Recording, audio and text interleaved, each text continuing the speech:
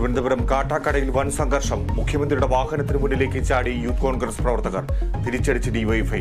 നവകേരള സദസ്സിനോട് പ്രതിപക്ഷത്തിന് വകയെന്ന് മുഖ്യമന്ത്രി. ജനങ്ങൾക്കാണ് അലർജിയെന്ന് പ്രതിപക്ഷ നേതാവ്.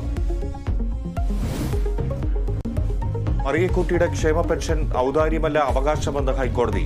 കോടതിക്ക് ജനങ്ങളെ കൂടെ നിന്നേ പറ്റുമെന്ന് ജസ്റ്റിസ് ദേവൻ രാമചന്ദ്രൻ. ആരുടെയും കാരുണ്യം ആവശ്യമില്ലെന്ന് മറിയക്കുട്ടി.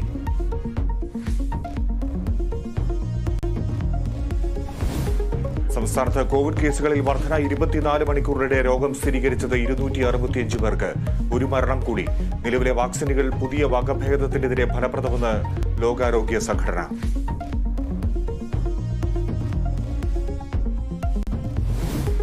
ഡോക്ടർ ഷഹനയുടെ ആത്മഹത്യയിൽ റുവൈസിന് ജാമ്യം. ഹൈക്കോടതി ജാമ്യം അനുവദിച്ചത് വിദ്യാർത്ഥി എന്ന പരിഗണനയിൽ.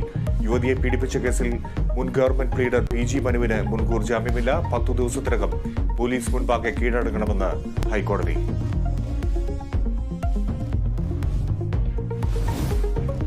എംപിമാരുടെ കൂട്ട പുറത്താക്കലിനെതിരെ രാജ്യവ്യാപക പ്രതിഷേധം.